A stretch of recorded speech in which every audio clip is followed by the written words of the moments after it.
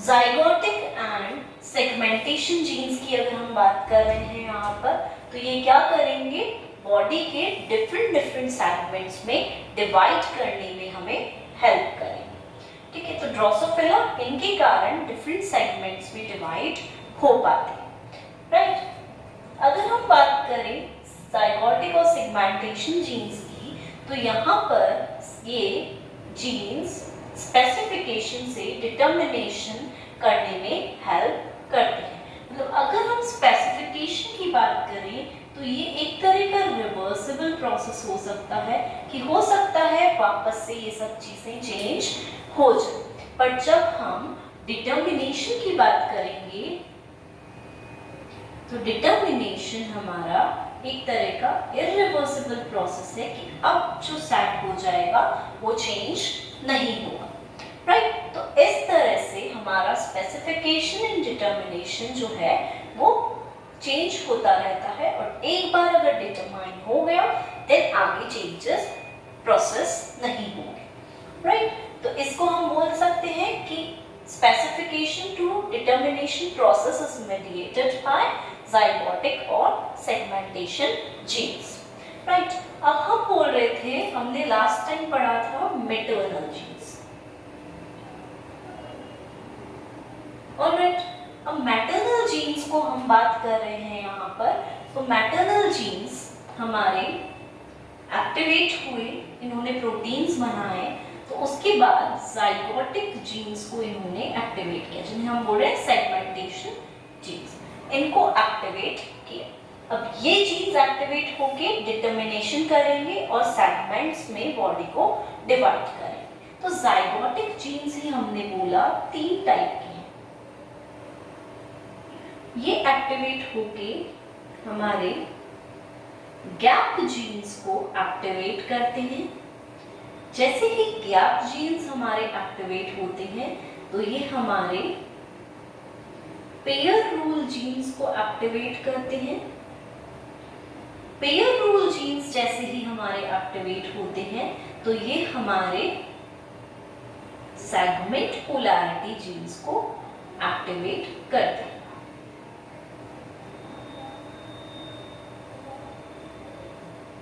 Right. तो इस तरह से एक कैस्केड प्रोसेस सीरीज चल रही है कि ये एक्टिवेट हुआ तो ये एक्टिवेट होगा, ये एक्टिवेट हुए तो ये वाले जीन्स एक्टिवेट हो।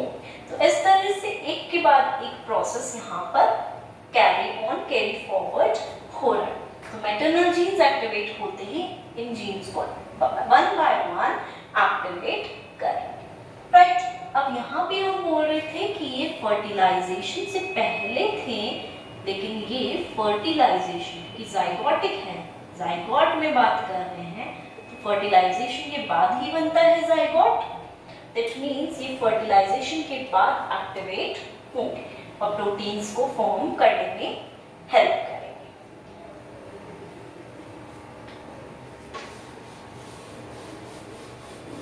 एक दूसरे को सिग्नल्स प्रोवाइड करते हैं ये इस तरह से। एक बार हम ड्रोसोफिला को देख लेते हैं।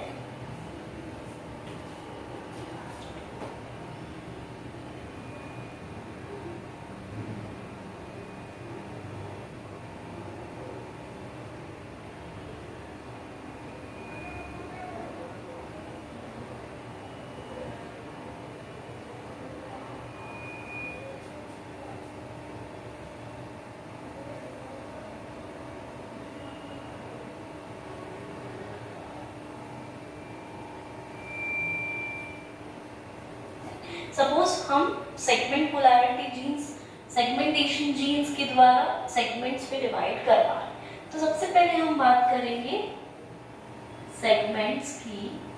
तो हमारे पास यहाँ पर डिफरेंट सेगमेंट्स हैं। ये माउथ रीजन के 3 पार्ट्स हैं, देन ये थॉरैक्स रीजन है, T1, T2, T3, देन ये एब्डोमिनल रीजन है, A2, A3, A4, A5, A6, A7, A8, A9, इस तरह से ये प्रेजेंट है यहाँ। अब नाउ हम बात करते हैं, ये सेगमेंट्स हैं हमारे पास। कितने सेगमेंट्स हुए?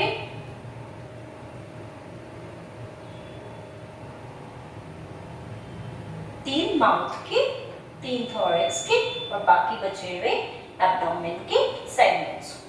नाउ हम कंपार्टमेंट्स की अगर बात करते हैं तो इनको हम कंपार्टमेंट्स में भी डिवाइड कर सकते हैं। जैसे अगर हमने इसका कंपार्टमेंट लिया, इसका कंपार्टमेंट,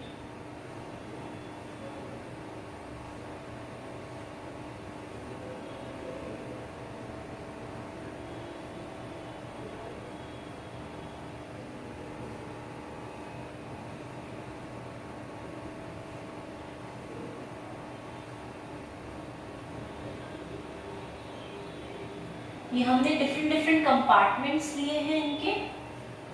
अगर हम इनको इनके ऊपर ही लिखें तो ज़्यादा बेटर रहेगा, अदरवाइज हम लोग कंफ्यूज हो जाएंगे, राइट। तो A1, A2, A3, A4, A5, A6, A7, A8, A9।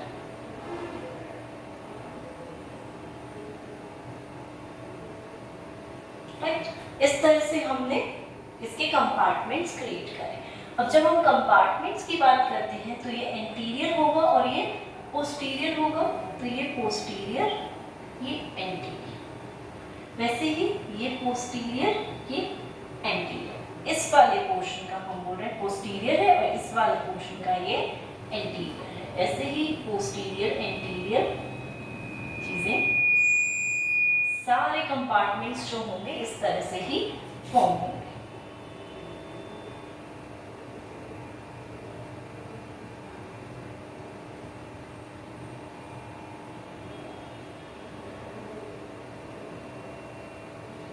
Right, मतलब हमने बोला कि इस वाले पोर्शन का ये वाला जो पार्ट है ये पोस्टीरियर है, इस वाले पोर्शन का ये वाला पार्ट जो है ये एंटीरियर है। तो इस तरह से हमने सारे कंपार्टमेंट्स को मार्क कर दिया कि कौन सा एंटीरियर है एंड कौन सा पोस्टीरियर कंपार्टमेंट।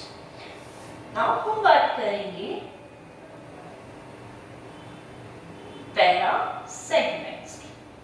ठीक है, यहाँ पे पैरा सेगमेंट्स की बात करें तो ये वाला पैरा सेगमेंट 1 हुआ, ये 2, 3, 4, 5, 6, 7, 8, 9, 10, 11, 12, 14। इस तरह से हमारे पास 14 पैरा सेगमेंट्स आते हैं, राइट। तो सेगमेंट्स को जब हमने और डिवाइड किया, अलग अलग पार्ट्स में किया, तो वो पैरा सेगमेंट्स फॉर्म हो गए। अब हम ये भी चीज बोल सकते हैं पैरा सेगमेंट्स के कंसिडर में कि पैरा सेगमेंट्स का ही पार्ट है, लेकिन यहाँ पर पहले वाले सेगमेंट का पोस्टीरियर रीजन प्रेजेंट होता है और अगले वाले सेगमेंट का एंटीरियर रीजन प्रेजेंट होता है। मतलब posterior region of the previous segment and anterior region of the next segment। इन्हीं ही हमने पैरा सेगमेंट्स की डेफिनेशन दी और 14 पैरा सेगमेंट्स में पूरी ड्रोसोफिला की जो बॉडी है वो डिवाइड कर जाती है। नाउ ये था हमारा सेगमेंटेशन का प्रोसेस। थॉरैक्स 3 है, एब्डोमेन 8 है, माउथ के पार्ट्स 3 है। इस तरह से डिवीजन हुआ है।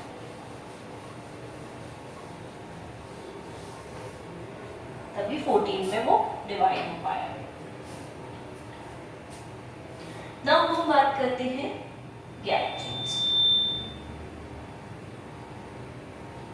हमारे गैप जीन्स आए कहाँ से? मैटरनल जीन्स एक्टिवेट हुए थे तभी हमारे गैप जीन्स फॉर्म हुए। तो एक बार हम गैप जीन्स का देख लेते हैं किस तरह से बन रहा है।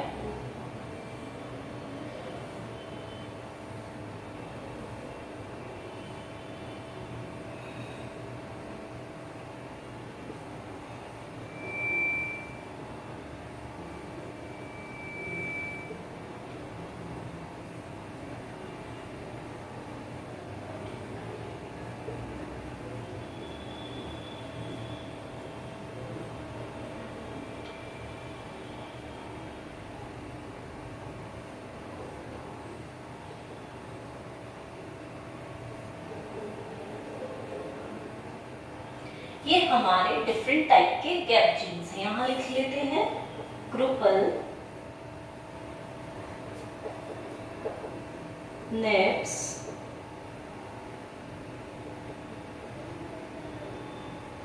Tailless, giant, hunchback. ये सारे हमारे गैप जीन्स यहाँ पर प्रेजेंट, राइट। तो इन सब गैप जीन्स का एक्सप्रेशन किसी एक परफेक्ट जगह पर ही होता है। और अगर हम बोले, इसका नाम भी रिवर्स जेनेटिक्स के अकॉर्डिंग ही पड़ा है। दैट मीन्स इसका मतलब ये हुआ कि अगर ये नॉर्मली फंक्शन करता है तो ये नॉर्मल बॉडी के सेगमेंटेशन में हेल्प करेगा, कि बॉडी को नॉर्मली डेवलप करने में हेल्प करेगा। लेकिन वही इसका फंक्शन अगर ये म्यूटेटेड हो जाता है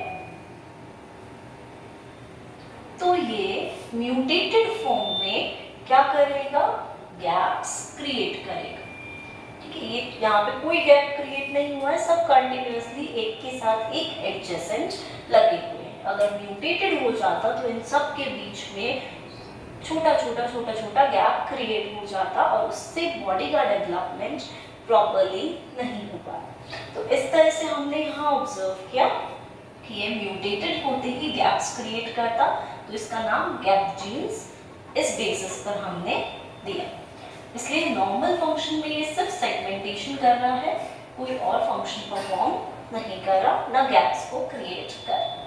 ये हम इसको मान के चलते हैं, ये हमारा इंटीरियर पोर्शन है, ये हमारा पोस्टीरियर पोर्शन है।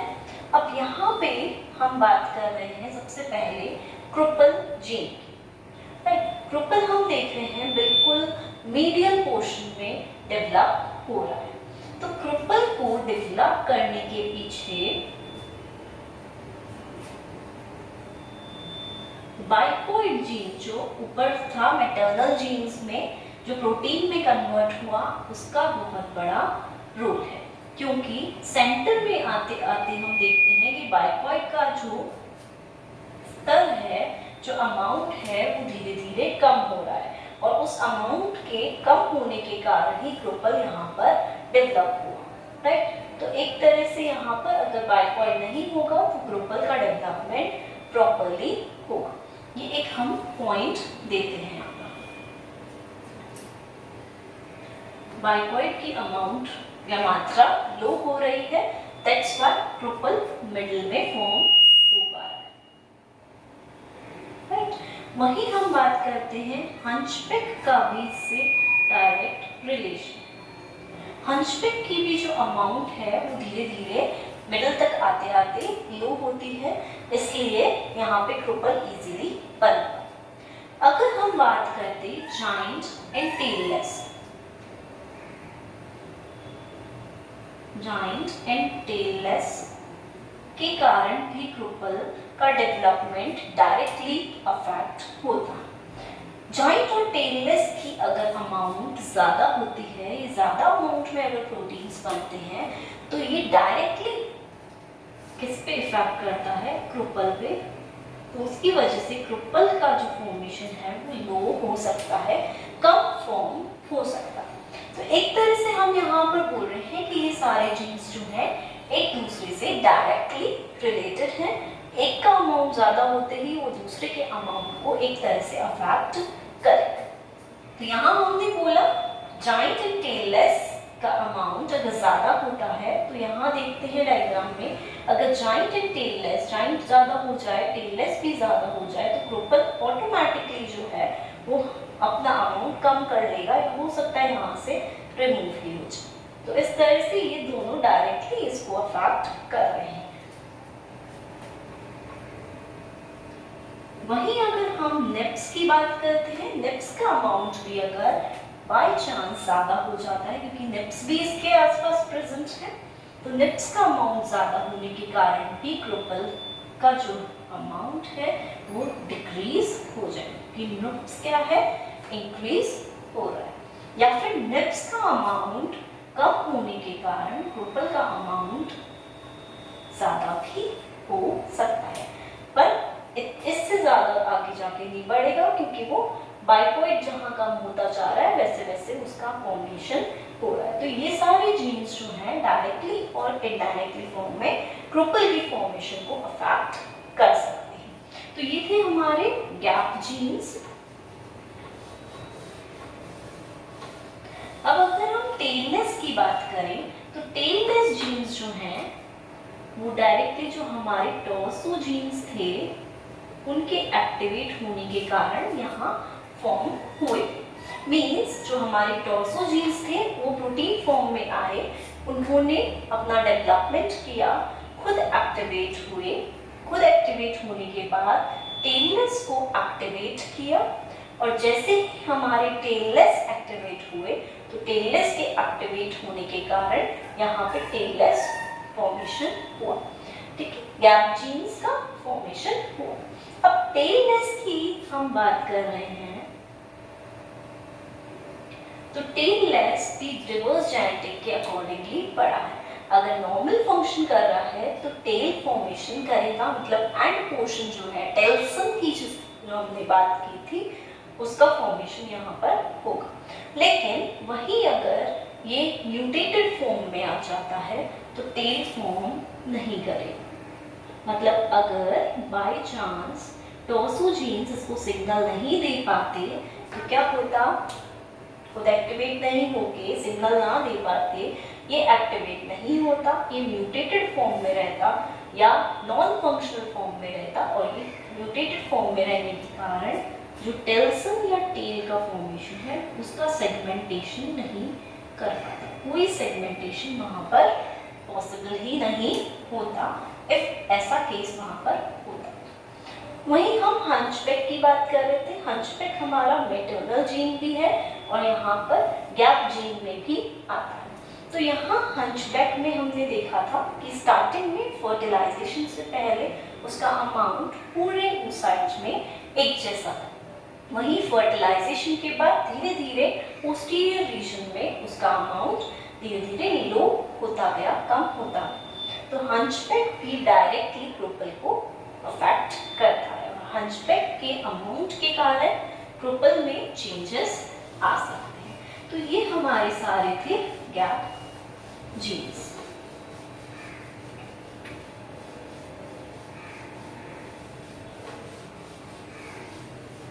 वहीं गैप जीन्स अगर एक्टिवेट होंगे तो ये आगे जाकर सिग्नल्स देंगे, और कौन से जीन्स को एक्टिवेट करेंगे, जो हमारे हैं pair rule jeans. Pair rule jeans की बात कर लेते हैं हम।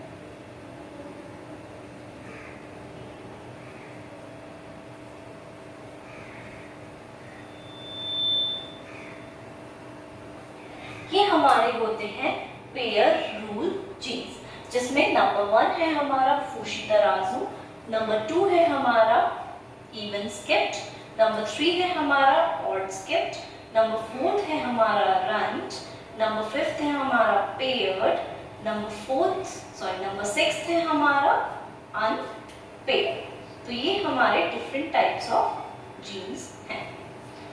नेक्स्ट अगर हम बात कर रहे हैं यहाँ पर पेयर रूल जीन्स, मतलब यहाँ पर पेयर्स में चीजें बनेंगी। ठीक है, डिफरेंट डिफरेंट पेयर्स में हम चीजें देखेंगे और उन पेयर्स के बेसिस पर सेगमेंटेशन भी यहाँ पर होता है।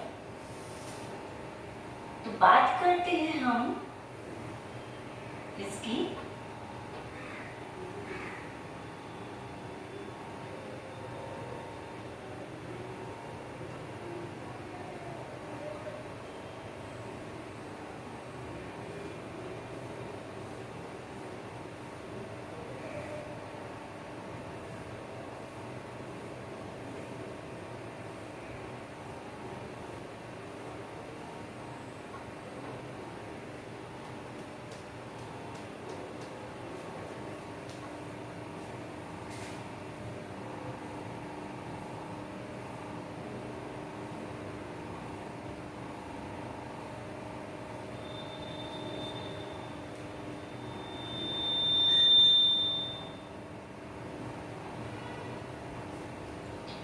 यहाँ पर पेयर रूल जीन्स प्रेजेंट है और जहाँ पर गैप है वहाँ पर पेयर रूल जीन्स एब्सेंट है।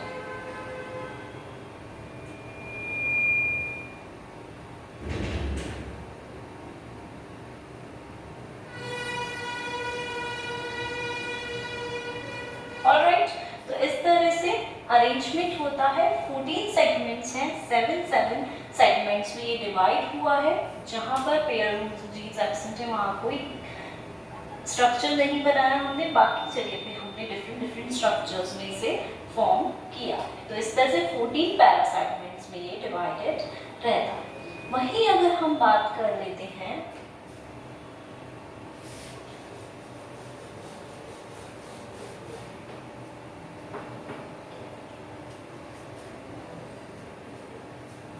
पैरा सेगमेंट्स के डिवीजन की, राइट।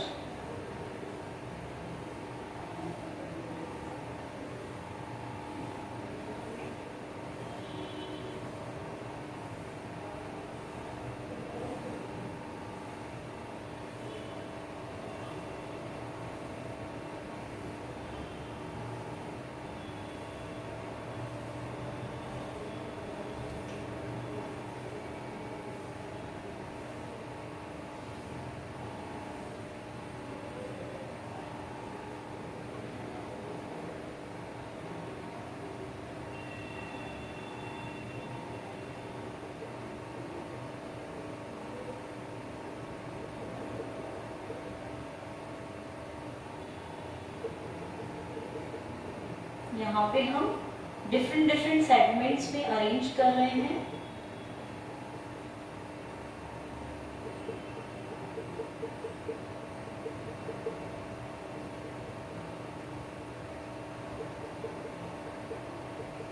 बहुत इंटरेस्टिंग सा टॉपिक है, ज़्यादा कंफ्यूज नहीं होना इतना ज़्यादा क्यों है, एक बार पढ़ोगे आ जाए।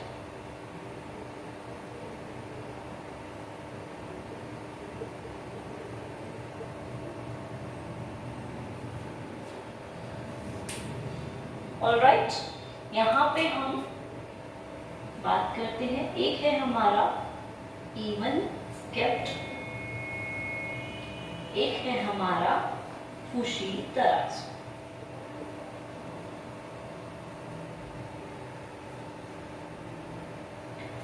इवन स्किप्ट का मतलब हुआ कि इवन नंबर को हम यहाँ पर स्किप्ट कर रहे हैं, मतलब हम ऑड नंबर्स के सेगमेंट्स, पैरा सेगमेंट्स जो हैं उनसे हम इसे स्पेसिफाई कर रहे हैं, राइट। और फूशी तराजू का मतलब हुआ कि हम इवन नंबर के जो पैरा सेगमेंट्स हैं उन्हें इससे एक्सप्लेन कर रहे हैं। मतलब हमने देखा कि इवन स्किप्ट लाइनिंग वाले हैं और ऑड नंबर्स पे यूज है, 1, 3, 5, 7, 9, 11, 13।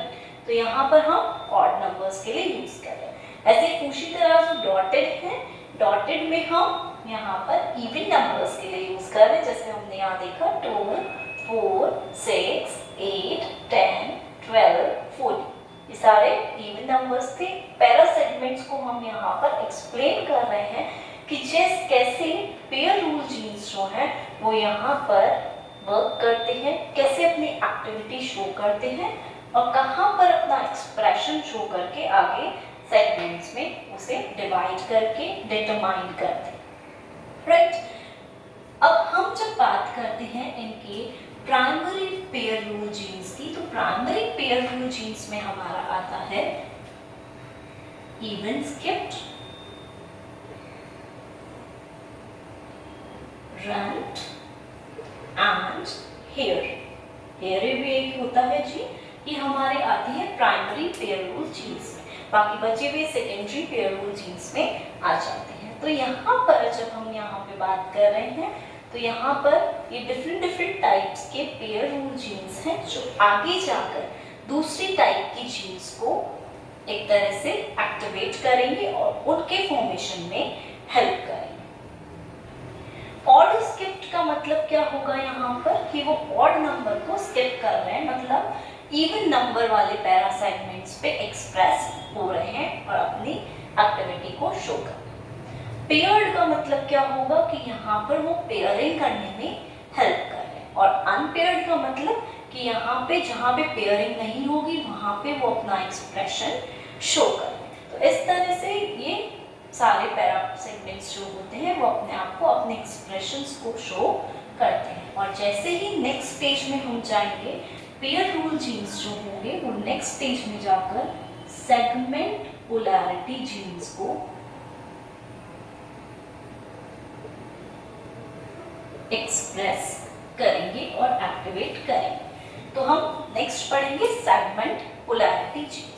अब उन सेगमेंट पोलैरिटी जीन्स को हम किस बेसिस पर सेगमेंट पोलैरिटी बोल रहे हैं, क्योंकि वो सेगमेंट पोलैरिटी है, मतलब सेगमेंट की पोलैरिटी को डिफाइन करेंगे। मींस अगर सेगमेंट का पोस्टीरियर पोर्शन बनाना है या सेगमेंट का एंटीरियर पोर्शन बनाना है, ये उस चीज को स्पेसिफाई करेंगे। तो एंटीरियर पोर्शन के अकॉर्डिंगली हर सेगमेंट में वही जीन एक्सप्रेस भी होगा, और उसके साथ साथ पोस्टीरियर सेगमेंट के लिए भी वहाँ पे हर जीन उसके अकॉर्डिंगली एक्सप्रेस होगा, एंड आगे जाके वो पूरा एंटीरियर पोस्टीरियर रीजन को डेवलप करते रहेंगे हर सेगमेंट में। जैसा कि अभी हमने पढ़ा था, पैरा सेगमेंट्स में पोस्टीरियर पीछे की तरफ है, एंटीरियर आगे की तरफ है। तो इस तरह से वो अपने सेगमेंट्स की पोलैरिटी को बहुत अच्छे से स्पेसिफाई कर पाएंगे।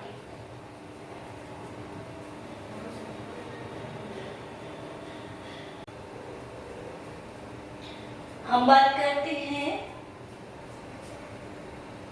सेगमेंट पोलैरिटी जीन्स की।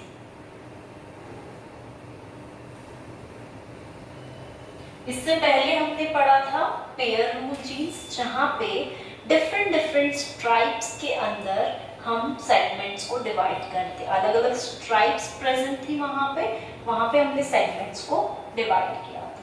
और हमने ये भी देखा था कि सेगमेंट्स में डिवीजन के कारण वो इजीली फुशी तराजू, इवन स्किप्ड, ऑड स्किप्ड, ये सारे जो जीन्स थे वो इजीली एक्सप्रेस हो रहे थे। 7 वर्टिकल स्ट्राइप्स में हमने डिवाइड किया था पेयर रूल जीन्स को, कहीं पे वो एक्सप्रेस हो रहे थे, कहीं पे नहीं हो रहे थे।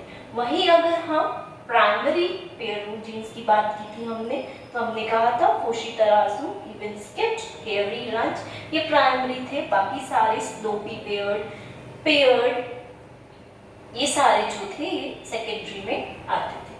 तो नाउ क्योंकि उन्होंने बिल्कुल स्ट्राइप्स के अंदर डिवीजन किया था, तो यहाँ पे अगर वो एक्टिवेट होते हैं, वो ज़्यादा अमाउंट में एक्टिवेट होते हैं, ट्रांसक्राइब होते हैं, तो ट्रांसक्राइब और ट्रांसलेट होने के बाद वो हमारे next pair of genes, that means segment polarity genes को फॉर्म करेंगे और एक्टिवेट करेंगे। दैट मीन्स ट्रांसक्राइब करेंगे एंड देन उसका ट्रांसलेशन करने में हेल्प करेंगे।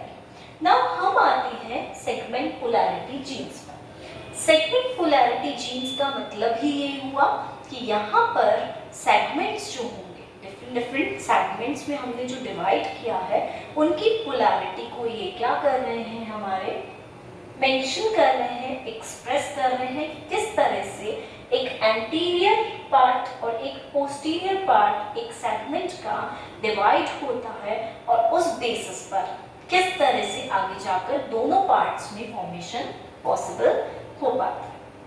तो सेगमेंट पोलैरिटी जीन्स का मेन वर्क यही है कि हर सेगमेंट को पोलैरिटी देना एंटीरियर और पोस्टीरियर एक्सिस के बेसिस पर।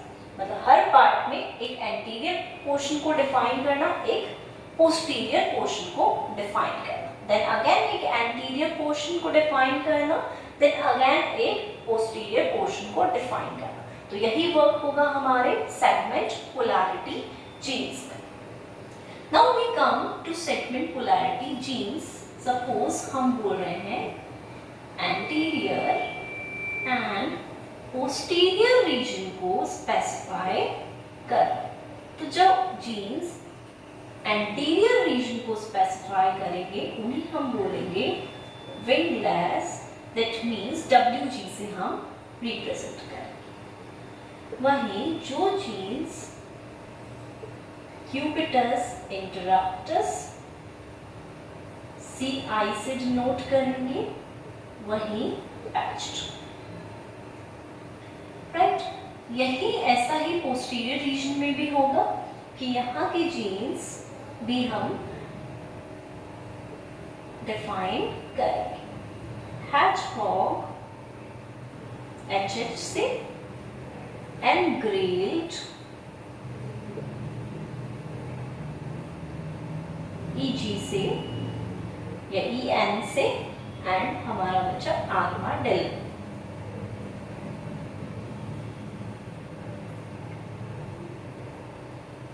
AR से, पेस्ट को PT से या PA से हम डिफाइन कर सकते हैं, इसे हम EN से भी डिफाइन कर सकते हैं। तो ये हमारे हैं कुछ एंटीरियर रीजन के जीन्स, कुछ पोस्टीरियर रीजन के जीन्स, जिन्हें हमें बहुत अच्छे से माइंड में रखना है कि कौन एंटीरियर का है एंड कौन पोस्टीरियर रीजन का प्रेजेंट है हमारे पास। तो सबसे पहले हम बात करेंगे विंगलेस की। तो ये इस तरह से अरेंज होगा। जैसे सपोज हमने बोला ये विंगलेस है, एंटीरियर रीजन में प्रेजेंट है, यहाँ पर एनग्रेल्ड प्रेजेंट होगा जो कि पोस्टीरियर रीजन का है, इसलिए पोस्टीरियर रीजन में प्रेजेंट है, राइट। ये क्लियर है। हम इन दोनों के ऊपर कुछ रिसेप्टर्स प्रेजेंट, इस वाले रिसेप्टर को हम बोलेंगे पैच्ड रिसेप्टर्स, इसको हम बोलेंगे फ्रिजल्ड रिसेप्टर,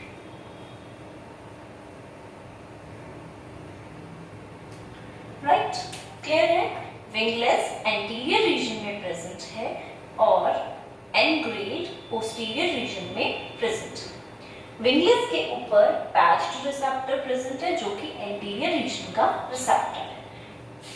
एनग्रेल्ड के ऊपर फ्रिजल्ड रिसेप्टर प्रेजेंट है जो कि पोस्टीरियर रीजन का रिसेप्टर है, इसलिए हम इन्हें इंटरचेंज नहीं कर सकते। तो ये एक बहुत नॉर्मल सा हमने आइडिया लिया है कि ये इस तरह से रिसेप्टर्स और जीन्स यहाँ पर प्रेजेंट होते हैं। अब अगर हम थोड़ा सा इसे डिटेल में ले लेते हैं तो हम देखेंगे इसके अंदर क्या होता है।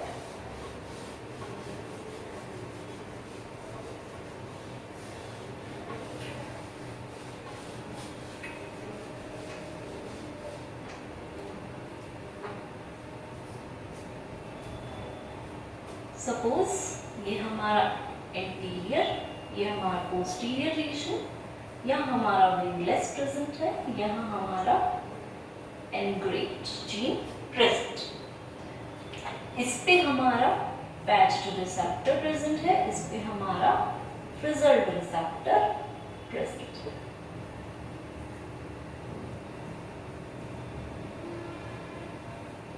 ठीक है, इस तरह से ये प्रेजेंट है। तो हम क्या देखेंगे कि विंगलेस जीन जो है यहाँ पे mRNA में कन्वर्ट होगा एंड mRNA से ये प्रोटीन फॉर्म करेगा। तो विंगलेस जीन विंगलेस प्रोटीन को ही फॉर्म करेगा। ऑलराइट, इसे हम बोलेंगे विंगलेस प्रोटीन। वहीं अगर ये एक्टिवेट होता है तो ये अलग टाइप का प्रोटीन फॉर्म करेगा। एनग्रेल्ड जीन एनग्रेल्ड mRNA से हेजहॉग प्रोटीन को फॉर्म करेगा, राइट। ये चीज क्लियर होनी चाहिए। विंगलेस जीन एक्टिवेट होकर ट्रांसलेट होकर विंगलेस प्रोटीन ही बनाएगा, वहीं एनग्रेल्ड जीन एक्टिवेट होकर ट्रांसलेट होकर हेजहॉग प्रोटीन को फॉर्म करेगा। That is clear. अब हमने ये देखा कि इसके ऊपर पैच्ड रिसेप्टर प्रेजेंट है, तो विंगलेस प्रोटीन एडजेसेंट साइड में जाकर बन गया, एक बार एडजेसेंट साइड में जाकर यहाँ पर आकर फ्रिजल्ड रिसेप्टर पर अटैच होगा। ऑलराइट, विंगलेस जीन प्रोटीन में बदलकर फ्रिजल्ड रिसेप्टर पर आ रहा। अब जैसे ही ये दोनों बाइंड करेंगे, एक्टिवेशंस होंगे और उन एक्टिवेशंस के कारण ये जो एनग्रेव्ड प्रोटीन है, ये जो जीन था, ये एनग्रेव्ड mRNA को फॉर्म करेगा और एनग्रेव्ड प्रोटीन जो कि हेजहॉग प्रोटीन के नाम से जाना जाता है उसका फॉर्मेशन होगा। और ये हेजहॉग प्रोटीन क्या करेगा, कहाँ आके बाइंड करेगा, यहाँ पर पैच्ड रिसेप्टर,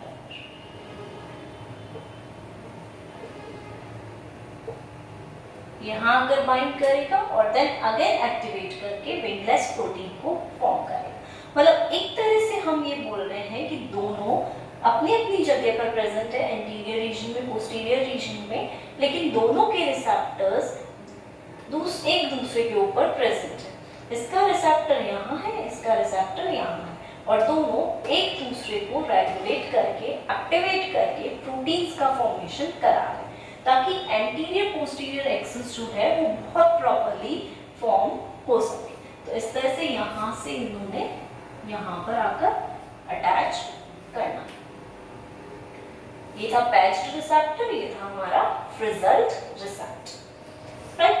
अब इसकी जो सिग्नलिंग पाथवे है वो होती है WNT सिग्नलिंग पाथवे, जो हम एक बार देख लेते हैं।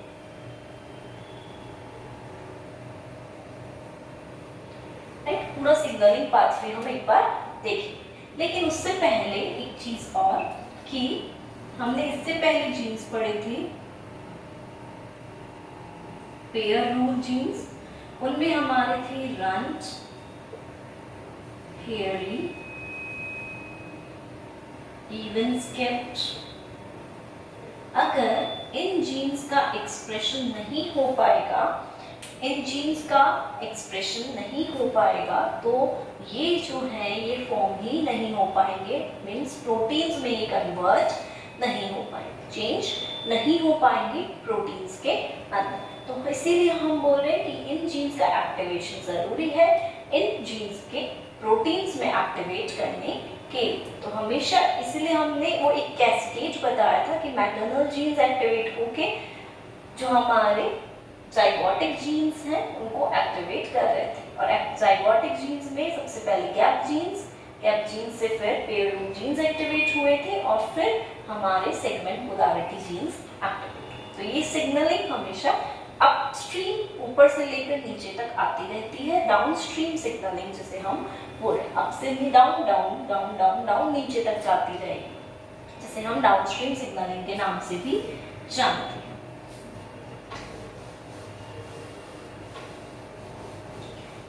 एक चीज और हमने देखी कि जो एनग्रेव्ड है वो जहां पर रंट, हेयरी, इवन स्किप्ड इनका एक्सप्रेशन था वहीं पर ये एक्सप्रेस हुआ, राइट। और विंगलेस जहां पर इनका एक्सप्रेशन लो था, बहुत कम था या बिल्कुल भी एक्सप्रेशन नहीं था, वहां पर ये विंगलेस जो था ये एक्सप्रेस हुआ,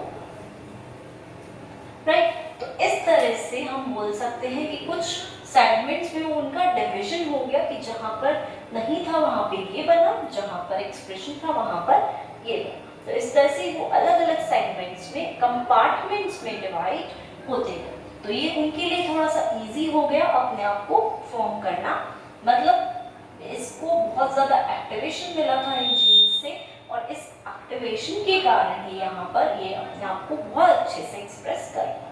तो इस तरह से कंपार्टमेंट्स में एंटीरियर पोस्टीरियर रीजन डिवाइड हो गए। तो एक बार हम अब सिग्नलिंग पाथवे पर ऑब्जर्वेशन डाल लेते हैं थोड़ी सी।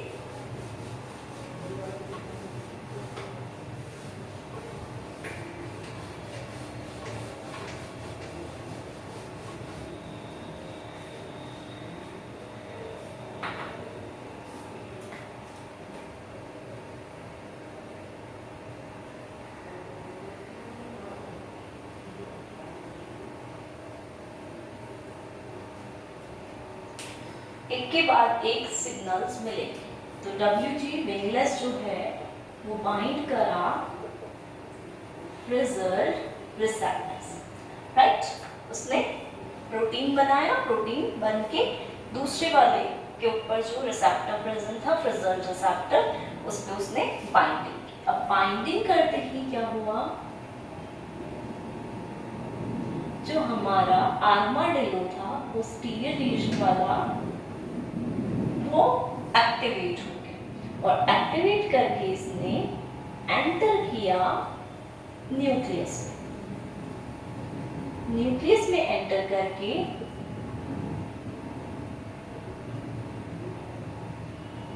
जो हमारा एनग्रेव्ड एमआरएनए था उसको ट्रांसक्रिप्शन करने में हेल्प किया और उसी से ट्रांसलेशन करवा के हेजहॉग प्रोटीन का फॉर्मेशन किया। राइट, दोनों अटैच हुए, एक्टिवेशन मिला, आर्माडिलो एक्टिव फॉर्म में आया, सिग्नल्स दिए, न्यूक्लियस में एंटर हुआ, सिग्नल्स दिए एनग्रेव्ड के एमआरएनए को कि भाई अब तुम्हारी बारी आ गई, अब तुम ट्रांसक्राइब हो जाओ। ट्रांसक्राइब होके उसने ट्रांसलेशन करा और हेजहॉग प्रोटीन को फॉर्म किया। अब जैसे ही हेजहॉग प्रोटीन फॉर्म हुआ तो इसने बाइंड किया पैच्ड रिसेप्टर के साथ। राइट, साइड में जाएगा, इसके ऊपर जीन के ऊपर जो रिसेप्टर प्रेजेंट था उसके साथ इसने बाइंड किया। अब जैसे ही यहाँ पर बाइंडिंग हुई तो क्या एक्टिवेट हुआ हमारा क्यूबिटस इंटरप्टस, जो कि एक एंटीरियर रीजन वाला जीन था। जैसे ही क्यूबिटस इंटरप्टस एक्टिव फॉर्म में आया तो इसने न्यूक्लियस में एंटर किया। राइट, न्यूक्लियस में एंटर करने के बाद इसने WG mRNA फॉर्म करवाया और mRNA फॉर्म करने के बाद विंगलेस प्रोटीन का फॉर्मेशन। राइट, और विंगलेस प्रोटीन्स फॉर्म होके अगेन फ्रिजल्ड रिसेप्टर पे जाके बाइंड कर। तो इस तरह से हम बोल रहे हैं कि इन दोनों का ऑटो रेगुलेशन हो रहा है। ठीक है, ये दोनों एक दूसरे को रेगुलेट कर रहे हैं और ऑटो रेगुलेशन होता जा रहा है कि ये सपोज ऐसे था,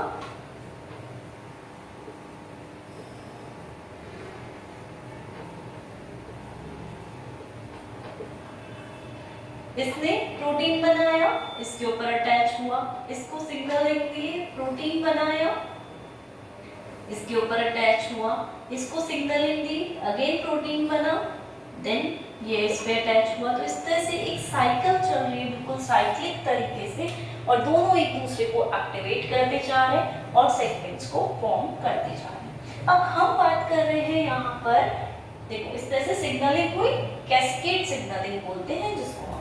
अब हम एक बात कर रहे थे यहाँ पर पैरासेगमेंट्स।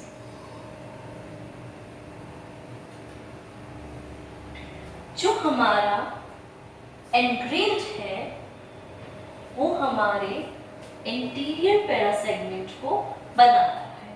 ठीक है, उसको बनाने में हेल्प कर रहा है और वही हमारा जो सेगमेंट है उसका पोस्टीरियर रीजन को बनाने में ये हेल्प कर रहा है। ठीक है, एनग्रेव्ड पैरासेगमेंट के कौन से रीजन को बना रहा है, एंटीरियर रीजन को, और सेगमेंट के पोस्टीरियर रीजन। अब ये चीज हम कैसे देख सकते हैं,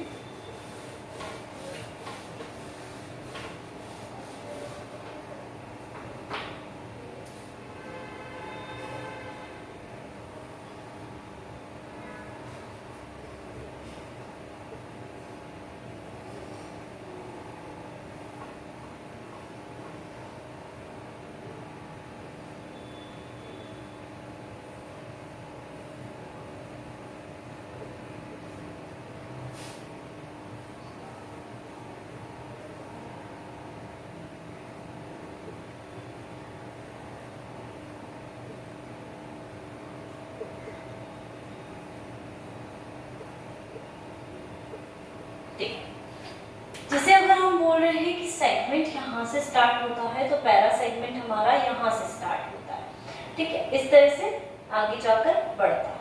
तो अगर हम बोल रहे हैं कि हमारा एनग्रेव्ड जो है वो पोस्टीरियर को ना छोड़ के इंटीरियर पैरा सेगमेंट को बना रहा है, तो ये हमारे सेगमेंट के पोस्टीरियर रीजन को ही बनाएगा, क्योंकि एक्सप्रेशन तो इस वाली लाइन में ही होना है, ठीक है, तो पोस्टीरियर सेगमेंट को बना रहा है।